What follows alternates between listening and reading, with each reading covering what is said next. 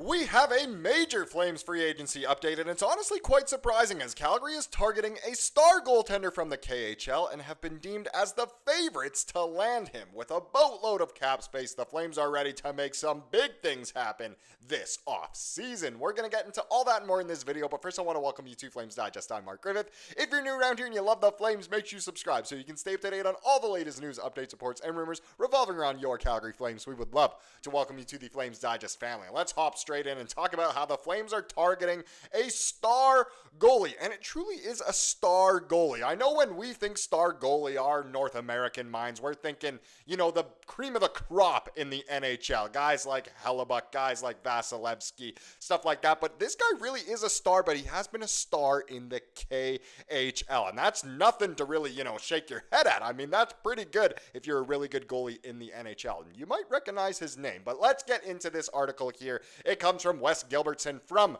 the Calgary Herald, and he writes, Flames rumored to be interested in Russian goaltender Ivan Prosvetov. Yes, if you recognize that name, you are a real NHL fan. I kind of remembered it maybe more from the video game than anything else, but still, let's hop in. So one of the starting netminders from the KHL has opted out of his contract to rekindle his NHL dream.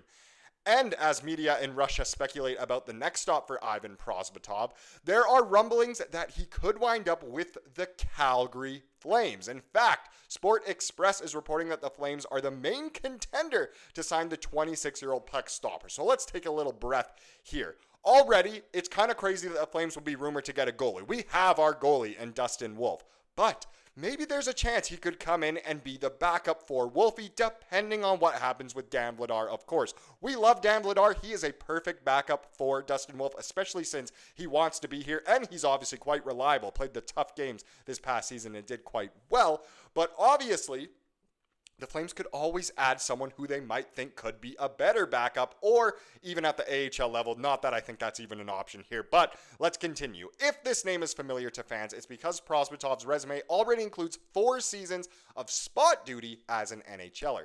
He totaled 13 appearances with the Coyotes between 2021 and 23, and 11 more with the Avs during the 2023-2024 campaign. His career stat sheet shows an 8-9-2 record, a 370 goals against average, and an 881 save percentage. So terrible NHL numbers so far, but his numbers in Russia, in the K, have literally been insane. He's won Player of the Week multiple times. He looks pretty good. So Prosvetov, who is listed at 6'5" and 195 pounds, posted much better numbers this season as the go-to goalie for CSKA Moscow, highlighted by a 232 goals against average and a 920 save percentage and 4 shutouts. So obviously a very good save percentage there. He reportedly had 2 years remaining on his KHL contract, but he was recently allowed to opt out of that deal to explore another NHL opportunity. Interesting. If it's true that the Flames are making a pitch, it would hint that they're not optimistic that Dan Vladar will be sticking around as Dustin Wolf's backup. Vladar is set to be a UFA on July 1st, and although the 27-year-old has expressed interest in remaining in Calgary, perhaps those negotiations have reached a stalemate. And honestly, until either Vladar or Conroy say something, I think it's all speculation. I know their sources are good, and maybe the source literally is Wes Gilbertson, but still, it's overall interesting, and the goalie situation could potentially have a question mark in it come July. So the Flames currently have 4 netminders under contract for next season. In addition to Wolf, that list includes Devin Cooley, who was an AHL All-Star this season, but really struggled down the stretch, and a pair of college grads in Arseny Sergeyev looks really good, and Owen Say, you just never know. So adding, Prosvetov here, not a terrible option, especially if Vladar is out of the picture. I know a lot of people would like to see Cooley come up and be Wolf's backup, and that's not a terrible option either. He has some NHL experience as well, but we'll just have to see. Overall, it is interesting, and that the Flames could have a question mark going into free agency when it comes to goalies. I didn't really expect that, but hey, you never know what could happen. And let me know, would you be interested in acquiring him? And the reason why is that the Flames actually have so much cap space. So there is really room to maneuver when it comes to what Craig Conroy and the rest of the Flames organization can do this summer. And this is inspired by a great article here from James Johnson from the Win column. Not going to go over the whole thing, of course. If you want to go read it, please do. But the Calgary Flames need, and that's a big word there, need to take advantage of their cap space this summer. And, certain teams have done great with their cap space in the past, so maybe the Flames could do something like that as well. So the Calgary Flames entered last season with a large amount of cap space and ended the season with a large amount of cap space. Yeah, essentially, we didn't acquire anything big and we didn't give up anything big either. In the midst of a roster reset, that is expected, but it also presents an opportunity to exploit other teams who are up against the cap, and we have been exploited for this before. If you think of the Sean Monahan trade to Montreal, that's kind of, what we would like to do in reverse and be in Montreal's situation. So, the Flames were open to using their cap space last season, but no such deals were made. This summer, they'll have about 15 to 16 mil. That's assuming there are no big UFA signings that stray away from their plan. That assumes RFAs Kevin Ball, Morgan Frost, and Connor Zary come in at a combined 11 to 12 mil, which is realistic to look at.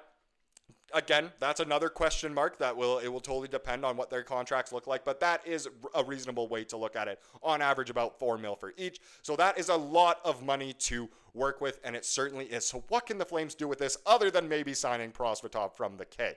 Well, the Sharks and Penguins used their cap space effectively last summer, and we're going to look at the Sharks' way of looking at this because it was truly, truly brilliant, and hopefully the Flames could replicate at least half of what they did. So, in one of the most bizarre trades in recent memory, the Detroit Red Wings dealt Jake Wallman, who had 2 years left at an AAV of 3.4 mil and could do the gritty, and a 2024 second-round pick, who the San Jose Sharks used to select Leo Saulin Wallenius for nothing. They got all of that, Jake Wallman and Wallenius, essentially for nothing. Wallman put up 32 points in 50 games and then was shipped off to the Edmonton Oilers in exchange for a 2026 first-rounder and prospect Carl Berglund. The Sharks gained 3 assets, 2 being prime assets, for nothing in return. Literally just weaponizing your cap space. Sure, they originally acquired Wallman and he did good, but they then traded him for another prospect and a first-round pick. So if you're keeping tabs at home, they essentially gave up nothing / you could argue Wallman for 2 prospects and a first-round pick. Oh my goodness, if we could do anything even remotely close to that, you might as well elect Craig Conroy mayor of this city. He would instantly become a legend. Other things they can do, of course, is the Flames could also offer sheet or take on other teams' RFAs, which we've spoken about, but this is a good thing to point out. So using cap space doesn't have to mean taking on cap dumps. It could also mean taking advantage of cap strap teams and getting an asset for cheaper than you would think. For example, we mentioned that Dallas is facing a cap crunch. This is true. It's part of the article. Maybe you target Maverick Bourque with an offer sheet in the third rounder, so 1.54 mil to 2.34 mil, or second rounder 2.35 to 4.68 mil ranges. The Stars would have a lot of trouble matching that. And that's an option we've spoken about before. I think a lot of teams may look into that. The St. Louis Blues took advantage of the Oilers last summer and snuck Dylan Holloway and Broberg for second and third round picks. Both players were important to the Blues making the playoffs, almost beat the Jets in the first round as well, particularly Holloway, who finished the season with 63 points in 77 games. So that was a miracle the Blues pulled off, but it could happen again. You just never know. The team could also look to cap strap teams and attempt to pry an RFA away. So a team like the Vegas Golden Knights currently has 9.6 mil in cap space, so it appears there's lots of room. However, if they want to take a run at Mitch Marner or Brock Besser or one of the other UFAs, they need to clear cap room. One way would be to trade Nick Hague, who is an RFA. With Vegas' depth at defense, maybe they look to deal him for futures and allocate their saved money from signing him to their forward group. And that's a player I think the Flames would like to have around.